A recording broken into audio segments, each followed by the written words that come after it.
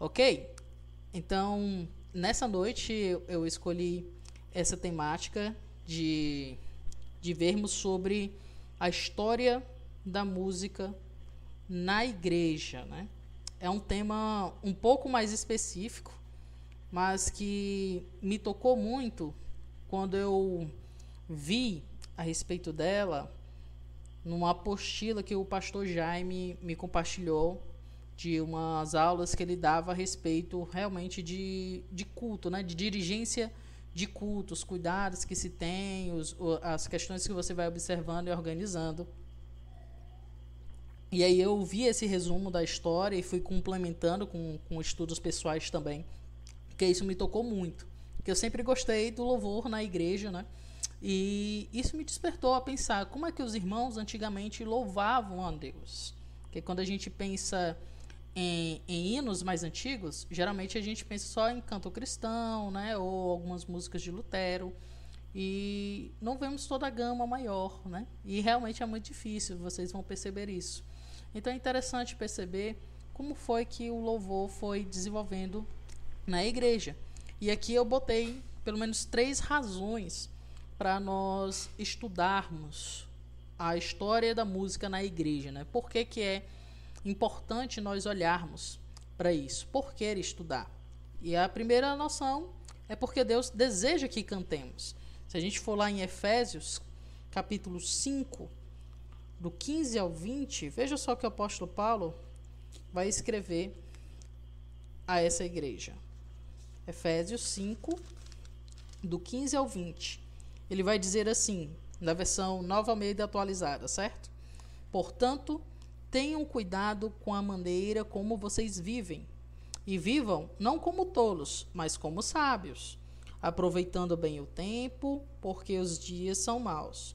Por esta razão, não sejam insensatos, mas procurem compreender qual é a vontade do Senhor, e não se embriaguem com vinho, pois isso leva à devassidão, mas deixem-se encher do Espírito Santo, falando entre vocês com salmos, hinos e cânticos espirituais, cantando e louvando com o coração ao Senhor, dando sempre graças por tudo a nosso Deus e Pai, em nome de nosso Senhor Jesus Cristo. Então, a orientação de Paulo para não viver como um tolo, mas buscar a sabedoria, para não se embriagar com vinho, né, que leva à dissolução, à briga, à perca do domínio próprio, mas pelo contrário, ao enchimento, a ser repleto, cheio do Espírito Santo.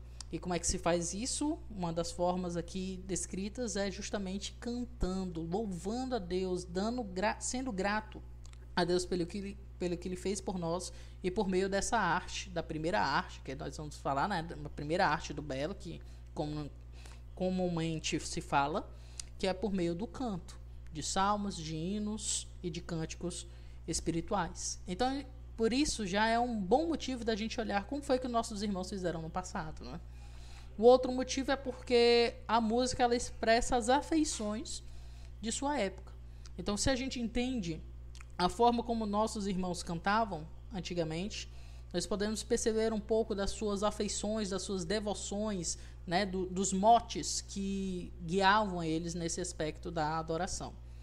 E, por fim, um outro aspecto é porque nós possuímos uma enorme herança musical, né? Então, nós estamos já há 2000 anos de história da igreja. E nós temos aí heranças dos nossos irmãos, muitos tratados teológicos, né? Muitos concílios, muitos ensinamentos e também muitas músicas. Então é interessante saber como foi que essas músicas surgiram e chegaram até nós, até porque nós temos essa herança, né? Então temos que fazer algo com ela.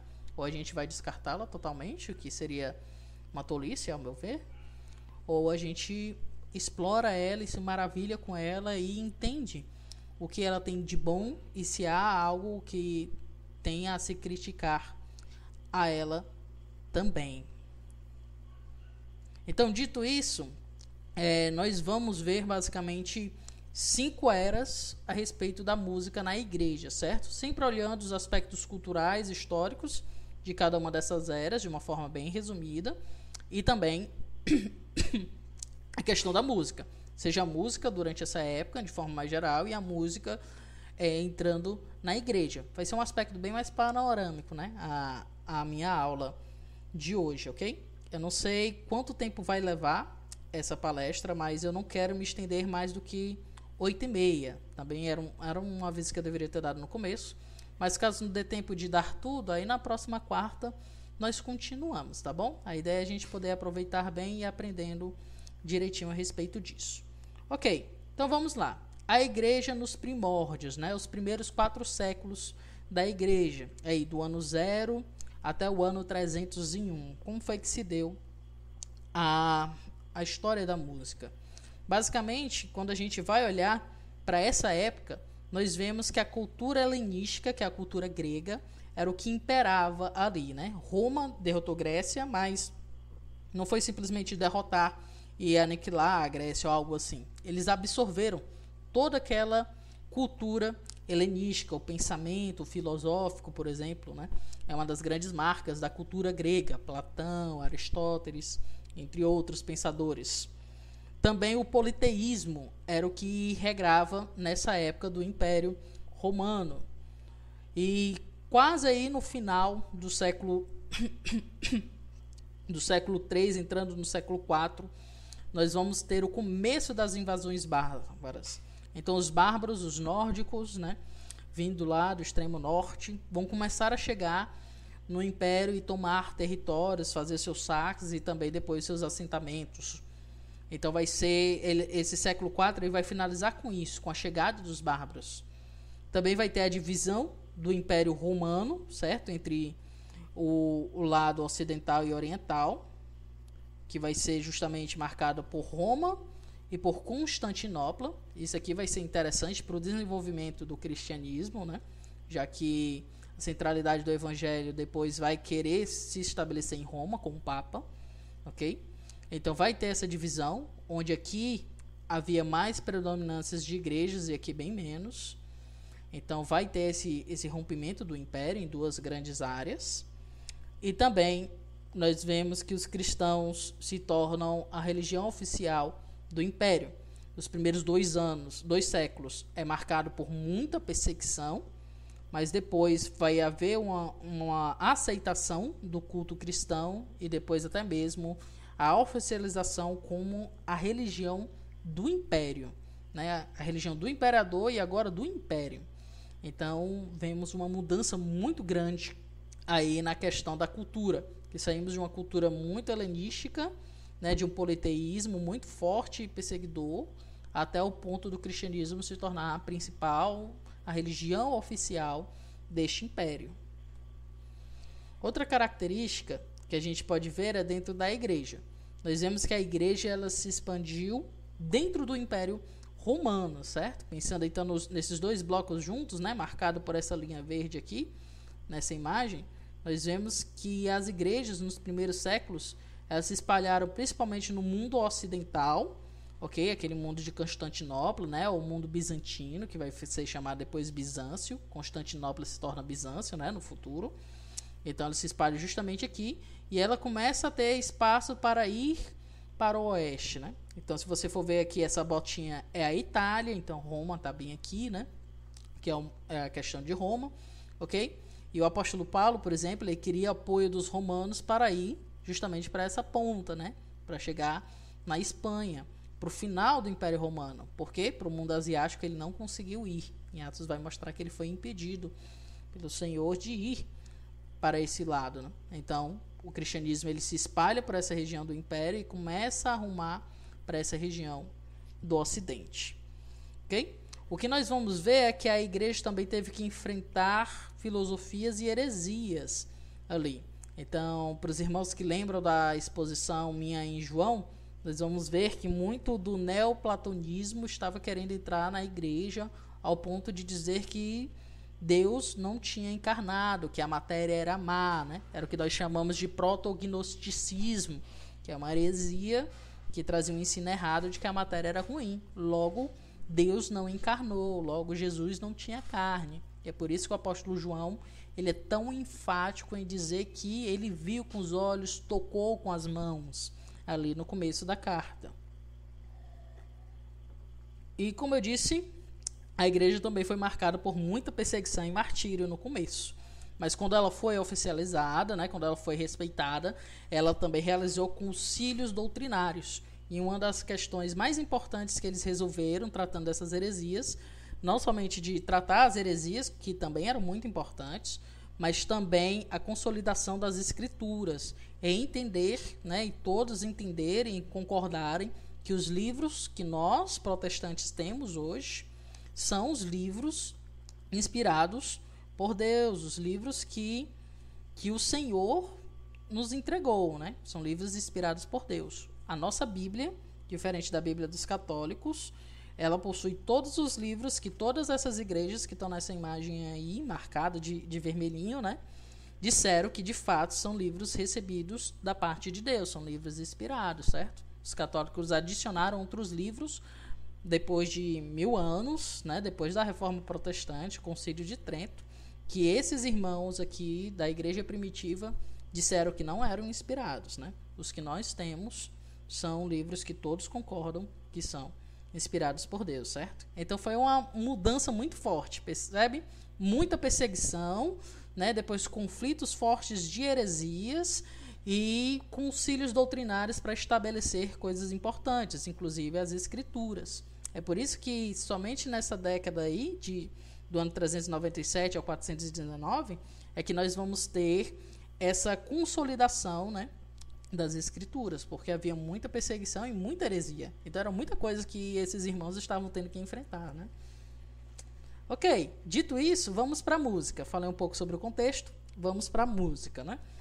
Nós temos uma grande dificuldade quando a gente tenta estudar a música desses 4 primeiros séculos. Nós carecemos muito de informação, nós não encontramos materiais, registros, tirando esse que está do lado, que eu já vou comentar sobre ele. Então, carecemos de informação. O que a gente sabe, em geral, da cultura, é que o analfabetismo e a tradição oral era o elemento mais comum de se encontrar entre as pessoas. Então, existiam os letrados, alguns livros, né, copiados, não era necessariamente um livro em si, eram mais pergaminhos e coisas desse tipo. Mas, se tratando de música, o que nós podemos inferir é que se passava muito por tradição oral. As pessoas iam cantando, ensinando as outras como cantar ou como interpretar, né, como fazer essa arte musical, e se aprendia dessa forma. Entretanto, a gente encontra essa pedra, esse cilindro, com escritos nele, aqui é a foto do cilindro, né, como se tivesse cortado o cilindro em 2 partes e emendados, formando esse texto em grego, que é esse epitáfio de Seikilos, certo? Em grego, né? Então, se você souber um pouco de grego, vai perceber que aqui tem um sigma, olha, que a gente usa muito, né, na matemática. Também há um pi bem aqui, ó. Essa letrinha aqui é um pi. E algumas marcações em cima que indicam que são marcações de canção, de como você se lia esse poema ou essa canção. Então, provavelmente isso é um registro musical. E aí tentamos interpretar o que seria esse símbolo, certo? Quando a gente tenta ver sobre os instrumentos, nós vemos instrumentos mais primitivos, como uma flauta, um apito, uma harpa e um tambor. Mas não encontramos os instrumentos mais desenvolvidos, né? Aí vai ser a história dos instrumentos, obviamente. E sobre a música em específico, a grande característica dela é o que a gente chama de uníssono. E o que é isso? É que a melodia dos instrumentos é a mesma da voz. Como assim, né? A melodia é basicamente o que nós soamos, se for tocando o instrumento, né? Ou cantamos. Então, se eu canto uma música, estou produzindo uma linha musical, melódica. E a ideia é que essa linha, esse dó, ré, mi, fá que eu faço, é a mesma que o instrumento vai fazer. Eles são iguais, certo? Vai ficar bem claro no exemplo que eu vou dar aqui musical, né? Eu estava testando, justamente estava dando certo áudio, e aí vocês vão ver que o tocador vai tocar na harpa, que ele vai estar dedilhando aí, vai ser o mesmo que ele vai estar cantando, vai ser as mesmas notas musicais, por assim dizer, certo? Então aqui vai ser uma canção que está aí em grego em cima, português embaixo, e o cantor ele vai fazer as duas coisas. Ele vai tanto cantar em português e depois ele vai cantar em grego, né? Eu consegui achar uma demonstração que fosse um brasileiro cantando. Então, isso é uma tentativa de interpretação nossa do que seria a música dentro desses 4 primeiros séculos. Da cultura, no caso, né? Não é da igreja. Ele vai ler um poema e logo após cantar, tá bom?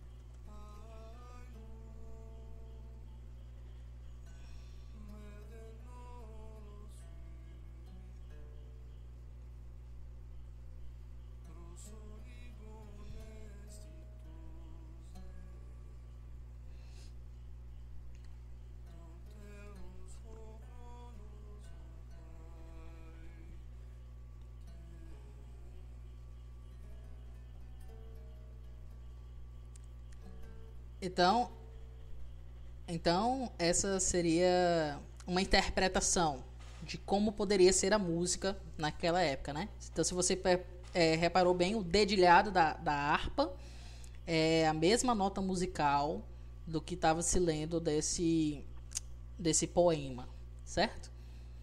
E na igreja, né? Na igreja, quando nós tentamos olhar, nós vemos que provavelmente havia instrumentos, como indica, por exemplo, Apocalipse, mas nós vemos que a tendência dos irmãos era usar poucos instrumentos, principalmente por conta da perseguição, né? É o terceiro elemento que a gente vai olhar ali. Mas, no geral, se havia um uso de instrumentos, provavelmente eram poucos instrumentos que eram usados, certo? E principalmente o canto de passagens bíblicas, né? Filipenses 2, do 5 a 11, é um grande poema em que muitos autores, comentaristas, vão ver que existe uma certa estrutura de canto ali. Então, provavelmente era algo que era cantado. Então, como o próprio apóstolo Paulo estimulou os irmãos a cantarem, né, salmos, indicando, então, o canto do Antigo Testamento, hinos e cânticos espirituais, é esperado que algum desses cânticos possam ter entrado nas escrituras, ou até mesmo os irmãos buscavam musicar passagens das escrituras para irem cantando e aprendendo as escrituras, porque boa parte dos irmãos, lembram, eram analfabetos, né? Então não sabiam ler, e era extremamente caro escrever um livro. Então os nossos irmãos, isso é uma coisa muito bela, nossos irmãos investiram bastante dinheiro em produzir cópias dos manuscritos originais, né, que nós dizemos, o escrito que veio da pena do apóstolo Paulo, por exemplo. Então eles investiram bastante dinheiro, certo? Só para você ter ideia, para se comprar o papel, só o papel ali para a gente escrever, ele ia custar quase 2 dias de trabalho para você comprar, né? Então, hoje, com R$50, a gente compra mais de 500 folhas de ofício, né? Naquela época, você tinha que dar R$100 para uma folha de ofício. E olha que era uma qualidade pior do que uma folha de ofício, né? De papel ofício que a gente usa normalmente. Então, os irmãos investiram muito nessas cópias. E como a maioria era analfabeta, né? Então, o decorar as passagens bíblicas, recitá-las e aí entendendo, até mesmo cantá-las, né? Pensando no ensino e nessa aprendizagem, é o que a gente intui mais. E quando nós vamos ver alguns escritos mais antigos falando sobre a música, nós vemos um movimento um pouco triste para nós da atitude desses irmãos, que foi a proibição do uso de instrumentos a partir do século 3 e 4. No momento em que eles saem desse período de perseguição e conseguem escrever mais e trazer mais organização para a igreja. Isso se deu basicamente por 3 motivos. Um dos motivos é porque quando eles tentavam ver uma tradição que não fosse a helênica, né, que era muito politeísta e pagã, que era a tradição judaica, a tradição hebraica, eles viram que eles não usavam instrumentos. Isso aconteceu porque os judeus eles proibiram o uso do instrumento como uma forma de luto por conta da destruição do templo de Jerusalém que aconteceu no ano 70. Então esses irmãos do século 3 e 4 não tinham um referencial musical dos hebreus, né, de como adorar a Deus. E quando eles olhavam para a sua própria cultura, eles viam que os instrumentos eles eram usados em locais que não eram bem vistos pelos cristãos e não devem ser bem vistos, né? Que eram os banhos públicos, que eram as arenas onde muitos foram martirizados, que eram os teatros, que eram casas particulares. Então eram ambientes não bem quistos pelos cristãos, dada a imoralidade, a idolatria e a memória ruim daqueles locais. E também porque os cultos pagãos eles faziam uso de instrumentos para simular encantamentos. Então eles vão desencorajar o uso de instrumentos, tanto porque durante a perseguição se usaram pouquíssimos ou quase nenhum, né, já que estavam sendo perseguidos, então não faria sentido você usar um apito, por exemplo, que era um instrumento da época, né? É um som muito alto, podem perceber, né? Alguém pode ir lá e ver, e aí acaba prendendo o pessoal e sendo martirizado. Então, tanto por conta dessa cultura da perseguição, que diminuiu o uso dos instrumentos, como também a questão da tradição judaica de não ter um referencial e a tradição grega, né, helênica, ser uma tradição, um referencial ruim. Então, os irmãos no século 3 e 4 acabaram por proibir o uso na igreja. E aí é um elemento ruim para nós, porque perdemos um dos aspectos da arte da música, que é ela ser acompanhada por os instrumentos. E isso vai marcar muito forte a igreja durante muitos séculos, certo? Muitos séculos mesmo. É só com Lutero que essa marca aqui vai ser quebrada, né? Com maior força. Ok. Dito isso, a gente vai dar um passo enorme, que a gente vai andar basicamente 10 séculos, do século 5 ao 15, para vocês verem como uma música ficou muito estática dentro da igreja, né? E como realmente o desenvolvimento dessa arte foi um processo devagar, e como é difícil a gente encontrar material também dessa arte dentro da igreja, certo? Só um rápido comentário antes de eu entrar aqui nos aspectos, né? São 8h15 e aí eu pretendo olhar a música até os dias atuais, mas como eu disse que eu não queria passar de 1 hora, eu vou caminhar até 8h45, né? Já que eu dei os 15 minutos de atraso para o pessoal ir entrando, então eu vou dar aula até 8h45, tá bom? E aí eu pauso, né? A gente ora, encerra. E numa próxima quarta a gente continua, ok? Se não der tempo para ver tudo, né? Mas é daí a gente caminhar tranquilo para poder apreciar e ter esse panorâmica histórico da história da igreja e da música com deleite, né? Então vamos lá, voltando aqui. Quais são as características dessa época? Muitas, né? As invasões bárbaras, como eu comentei, ela vai até o ano 800, basicamente. Também vai ter a expansão do islamismo. Essa foto aqui do lado é mostrando justamente a expansão do islamismo, né? As primeiras ondas até a última, que chega até a Espanha, Portugal, pega que é a área dos nossos ancestrais, basicamente, né? Que depois vai ser reconquistada. Então o islamismo ele se expande muito rápido durante esse movimento aí, principalmente passando para a África e depois chegando à Europa pelo outro lado, porque aqui eles não conseguiam vencer Constantinopla, né? E nós vemos que esses bárbaros que chegaram nessas terras, eles vão ser abraçados pelo cristianismo, vão ser basicamente evangelizados, e vai surgir o sagrado, o sacro Império Romano Germânico, que vai ser essa mistura dos europeus romanos com os germânicos, que seriam esses bárbaros que vieram, se assentaram e construíram sua cultura ali e acabaram aderindo ao cristianismo. Isso no século X. O que vai dar origem depois às cruzadas, né, que é essa retoma das cidades tomadas pelos islâmicos, principalmente a Península Ibérica, aqui, a nossa região, e também buscando reconquistar Jerusalém, ok?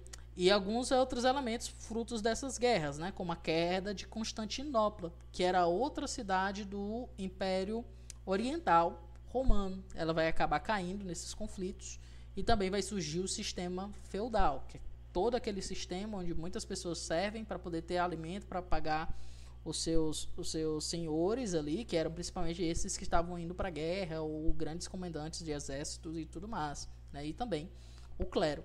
Então perceba que todo esse movimento de guerra e de organização assim político-religiosa, né, foi algo que marcou bastante a característica da época. E isso se refletiu muito forte sobre a igreja. Um dos primeiros elementos que a gente percebe nessa época é o que nós chamamos de césaropapismo, ou seja, o império começando a mandar na igreja, influenciando os cargos da igreja. Então, muitos dos concílios das igrejas que foram feitos e resolveram questões importantes, elas aconteceram porque o imperador mandou que se fizesse isso e chegasse a uma resolução, né? Então perceba aí que a interferência do Estado na igreja, por assim dizer. E a figura do Papa cada vez vai ser mais essa política, essa pessoa político e religiosa. O Papa vai surgir aqui durante essa questão, justamente porque ele conseguiu, por meio da política e por meio da religião, resolver os conflitos com os bárbaros, principalmente. Por isso que vai surgir o Sacro Império Romano mais à frente, né? Então tudo isso são coisas do césaropapismo. Então só uma curiosidade. Aqui na foto é Jerônimo, já comento sobre ele. Mas uma curiosidade, né? O homem que batizou Agostinho e ensinou, discipulou, foi Ambrósio. E Ambrósio, na época que foi colocado para ser bispo, ele nem cristão era. Ele não tinha sua fé declarada no Senhor. Mas por pressão popular e por mando do imperador, ele se tornou bispo daquela cidade. Graças a Deus, ele fez um intensivão ali, acabou se convertendo de verdade, é o que tudo indica, né? E foi uma grande bênção para a igreja como um todo. Mas perceba a influência do imperador sobre a igreja, né? E como isso vai crescendo até mesmo surgir a figura do Papa, que agora é a influência da religião sobre o Estado, porque ele se torna essa figura, né, político-religiosa muito marcante. Outro aspecto é a tradução da Bíblia para o latim, que era a linguagem mais comum falada, que já não era mais o grego. Na época da igreja primitiva, principalmente ali no mundo mais oriental, o grego era mais comum, né? Bizâncio, se a gente pensar em Rússia e algo assim, são grupos que retêm mais a linguagem grega, o grego koiné, o grego comum, né? Mas quando a gente olha para esse mundo mais oriental, como do Sacro Império Romano Germânico, o latim se torna mais comum. Então Jerônimo é alguém que vai surgir nessa época para traduzir a Bíblia para a linguagem desse povo, que depois ela vai ser oficializada como uma tradução ou como uma versão oficial das Escrituras, né? O que é um erro, mas no começo a ideia de Jerônimo aí foi muito positiva, foi ajudado por mulheres e tudo mais. A figura é curiosa, ele geralmente é pintado com um leão do lado, porque dizem que ele era muito raivoso, né? E aí dizem que a tradução dele era a forma de ele conseguir se controlar os seus nervos, encontrar sua paz, né? E coisas desse tipo, de ele lidar com o seu pecado de grande ira, de grande fúria, porque ele era muito irritado. E ele fez um trabalho realmente hercúleo, né? Traduziu a Bíblia para o latim. Com isso, os cultos também são levados para o latim, para essa linguagem mais comum, e os bárbaros vão ser evangelizados. Porém, com o passar dos anos, principalmente mais perto do século XV, vai haver o cisma entre o Ocidente e o Oriente. A Igreja Católica e a Igreja Bizantina do Oriente, eles vão se dividir, vai quebrar essa unidade, justamente porque o Papa está se tornando essa figura centralizante da fé, né? Ele se dizia como um representante direto de Deus, ele era figura político religiosa ali que dava as cartas e dizia como deveriam ser as coisas. E já os patriarcas da Igreja Ortodoxa discordavam disso totalmente. Não pensam que há um grande líder, né? Mas que existem grandes líderes que juntos tomam essas decisões, que seriam os patriarcas, e o de Roma seria apenas mais um. Mas aí o Papa, em Roma, né, toma essa grandeza maior. Influência do César-papismo, que esse é o império, que é o mais importante. Onde que o império está centralizado? Em Roma. Então o bispo de Roma se tornou mais importante do que o dos outros. Então a gente vê essa faceta ruim da história da igreja. E isso vai impactar um pouco a música também, né? Na parte da arte, nós vemos que a arte bizantina, que é essa arte do mundo mais oriental, que são as pinturas em geral, principalmente pinturas sobre Cristo, sobre algumas passagens bíblicas, elas tomam conta nas igrejas, né? E depois vai mudando para uma arte mais românica, até mesmo gótica, fruto aí das guerras, que é aquela imagem bem negra, grandiosa, né? Para causar medo e você perceber, nossa, eu sou pequeno, Deus é enorme. Então vai ter esses passos de arte, não vai ser o nosso foco aqui, olhar para a história da arquitetura, mas vai passar por essas três fases. E dentro da música vai surgir um monge chamado Guido de Azeito, que ele vai começar a criar uma forma de anotar música, tanto usando as mãos, né? Isso aqui é um escrito dele, certo?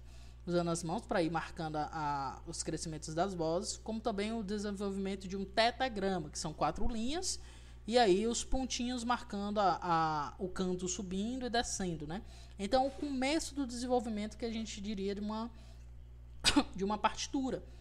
E com isso vai começar a surgir uma ideia de polifonia, que é mais de uma voz, cantando em alturas diferentes, certo? Isso vai se estabelecer mais forte com Lutero e depois até mesmo com Bach, aí que vai realmente crescer, né?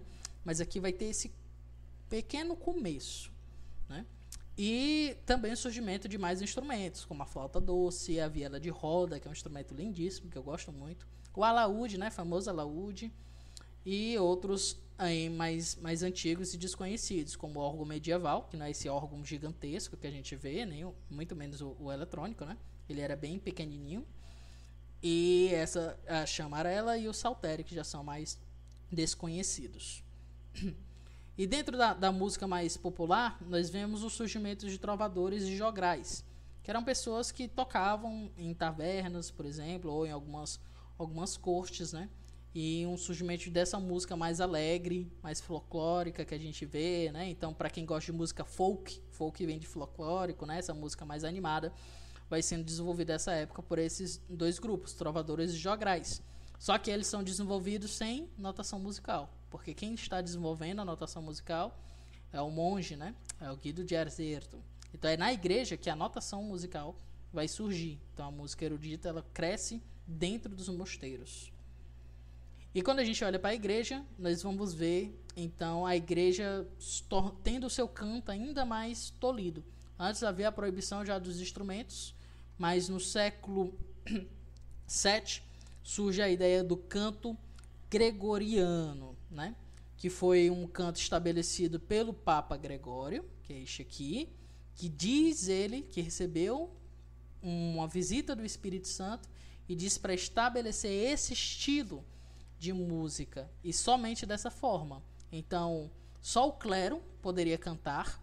Então, a igreja em geral, a congregação foi excluída, né? Embora só aqueles que eram clérigos, que eram padres, bispos, fazia parte dessa ordem clerical, que poderiam cantar, e sempre deveria ser em latim. E isso é uma complicação, porque como os bárbaros vieram e foram naturalizados, nem todos mais falavam latim. Mas como o latim foi levado a um status divino, né? A uma língua divina, então se criou essas rixas. E aí é onde surge a ideia de sagrado e profano. Então, existem coisas que são profanas, mais comuns dos dia a dia, como a música folclórica, como a linguagem vernacular, popular, né? E existe aquilo que é sagrado, que é esse estilo musical, que é este idioma, que é este grupo seleto, que eles que podem fazer o canto divino, né? Então, quando surge esses elementos. Alguém ia... Uma pergunta. Faça. Nessa época, eles colocavam a música só em latim, porque se cantasse na linguagem, na língua deles, que eles usavam comum, ele achava que estava igualando a música cristã à música secular, podemos dizer assim, era isso? Não necessariamente porque estava igualando a música cristã à música secular, mas é porque foi uma questão realmente de querer separar, entende? Diz, olha, isso aqui é divino, né? Porque, lembra, ele disse que o Espírito Santo falou para ele que tinha que ser esse estilo musical. Então, percebe aí? Né? Então, não, foi algo determinado por Deus, tem que ser esse aqui, esse é o canto que Deus gosta, né? É essa linguagem, esse idioma que é divino, entende? É esse grupo seleto que pode. Para mim, o que é isso? Césaropapismo. Os bárbaros invadiram, cada um tinha seus 1001 dialetos, né? E aí, não, vamos manter a nossa cultura, entende? Então, qual é a nossa cultura? É latim, é esse estilo musical, é esse grupo que é especial. Então, ao meu ver, foi muito mais isso, de eles quererem destacar esse estilo como estilo especial, e não de que se fosse para outros estilos, iria manchar. Mas claro que criou também essa questão, né? Pode perguntar. Não, era isso, porque se eles não vinham também com o intuito das mesmas pessoas fazendo, usarem o latim também para fazerem músicas seculares. Sim. Será que existe esse risco também? Eu creio que não, porque o latim ele foi entrando em desuso com o tempo, entende? O latim ele foi mudando também, né, com a época, como acontece com qualquer língua. Então, por exemplo, o português, na realidade, ele é o latim, muito modificado depois de muitos séculos, né? Nossa língua é uma língua latina, tanto que nós somos Américas Latinos, né? Que a nossa língua vem do latim, assim como o espanhol, assim como o francês, assim como o italiano e tantos outros. Por isso que a gente consegue entender bem o espanhol, alguma coisa ali perdida do francês, do italiano, né? Porque são todas derivações do latim. Então, com o tempo, o latim foi se perdendo. E os bárbaros foram chegando e se convertendo, né? Então, eles quiseram marcar isso. Então, acho difícil usar o latim para construir música profana. Não sei se conseguiriam fazer música popular do latim. Até porque os grandes intelectuais eram os clérigos, né? Eram aqueles que se estudavam. E as grandes casas, as grandes famílias, que teriam esses grandiosos. Então, acho que foi muito mais para deixar na caixinha ali, né, das suas preferências ou da sua marca do seu império, da sua cultura preservada em algum aspecto, sem querer dialogar com as novas culturas que se estabeleceram ali, né? Que é uma divisão ruim entre esse sagrado e profano. O profano aqui não entenda como algo pecaminoso, certo? Entenda o profano como algo corriqueiro, comum, né? Que nem as músicas folclóricas. Vamos pensar aqui uma brasileira. Boi, boi, boi, boi da cara preta, né? Então é uma música folclórica, né? Então eles quiseram trazer esse destaque a mais e marcar isso aqui como música espiritual, certo? Tanto que até hoje, né, vai gerar discussões para nós sobre estilos musicais, o que a gente deve usar ou não, né? O que é agradável a Deus ou não. Então isso aqui vai ser essa marca, que vai trazer essa marca de separação muito rígida. Primeiro, tiraram os instrumentos. Agora, tiraram o povo e marcaram um tipo de canto em específico, né? Aqui perceba, as mulheres não cantam mais. Só homens, né? Porque o clérigo é só homem. Então, se eles quisessem uma voz feminina cantando, eles iam pegar um rapazinho novo, castrá-lo, para que a voz dele ficasse sempre fina. Que eram os castrates que se chamava. Então, é um período muito triste da música na igreja. Mas isso não quer dizer que não havia devoção real. Mas a igreja sofreu muito com isso. Porque foi essa marca de querer preservar um certo status cultural, uma certa cultura, né? Que foi imposta aqui e foi se estabelecendo, né? Até hoje os católicos romanos carregam muito desse estigma, né? De estabelecer a cultura deles, o estilo deles, a estética deles. E infelizmente muitos protestantes, mesmo hoje, acabam se voltando catolicismos encantados por toda essa liturgia meio que antiga e aparentemente sagrada, né? Porque realmente, né? Veja aí o homem como é que ele está vestido, né? A coroa que ele possui, o cetro.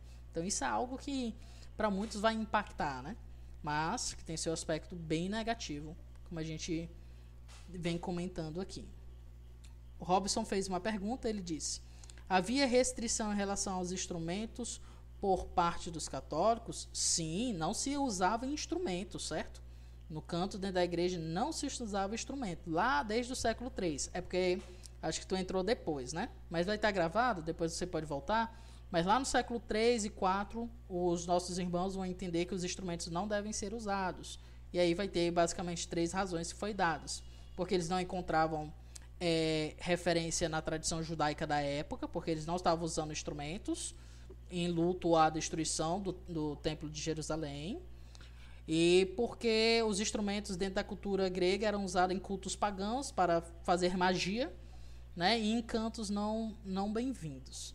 Tá bom? Em resumo, era isso. Uma pergunta.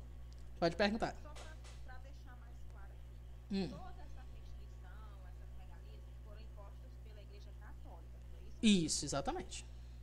Certo. Exatamente. E outra, voltando aqui para a música, né? Então a gente vai ver o registro musical surgindo, como já foi comentado, né? O começo da polifonia também. E nós vamos ver uma diferença de... Posso perguntar uma coisa? Pode sim, Lídia, diga.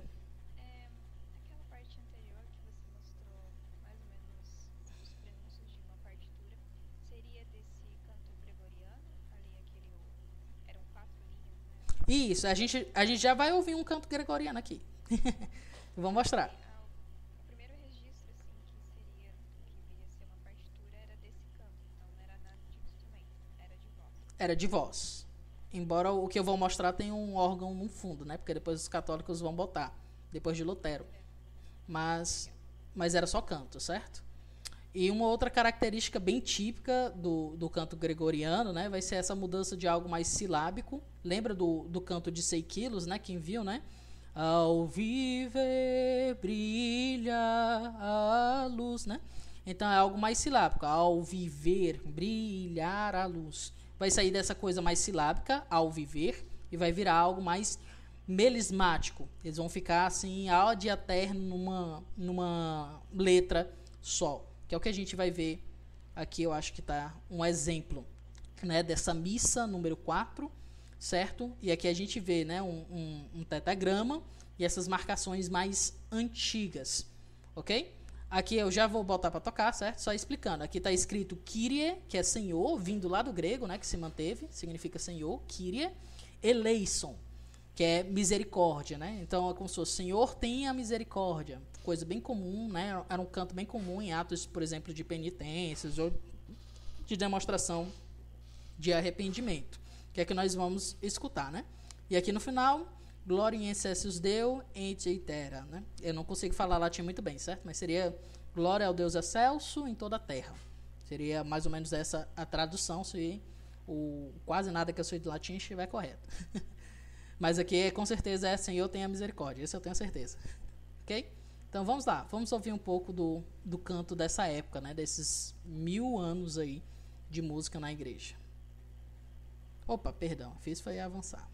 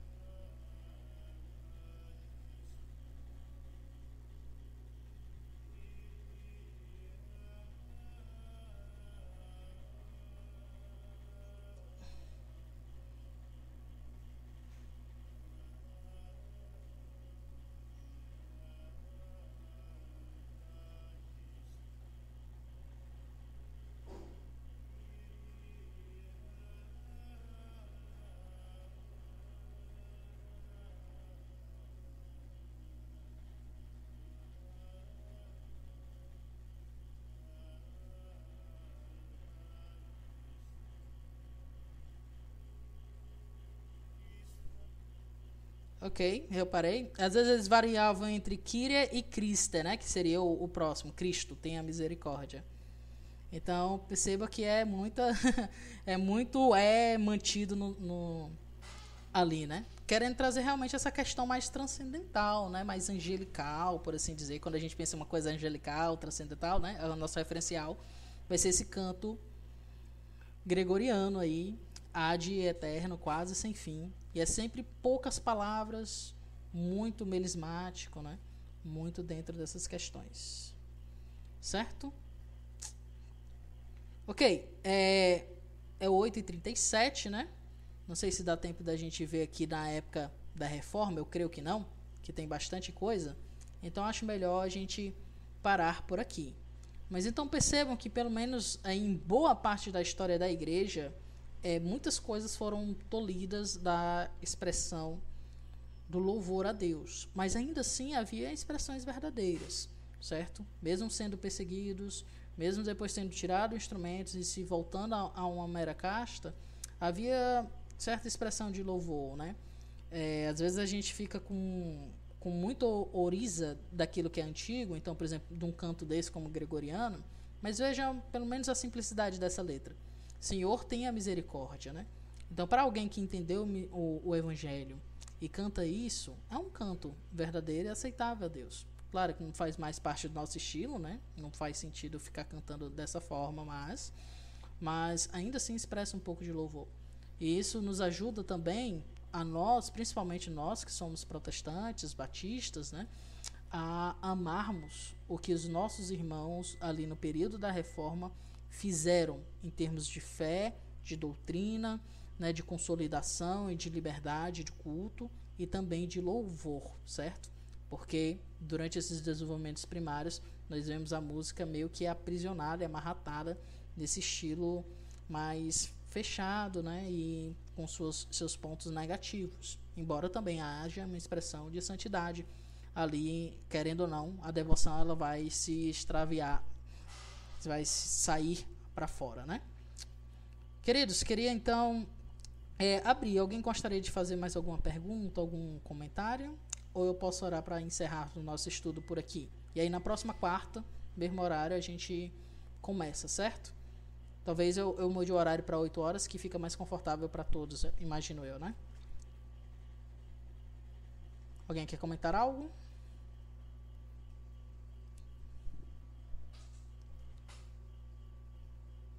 Eita, a chamada termina em 3 minutos. Então, eu acho que esse é o sinal para a gente encerrarmos, né? Vou interromper aqui o compartilhamento.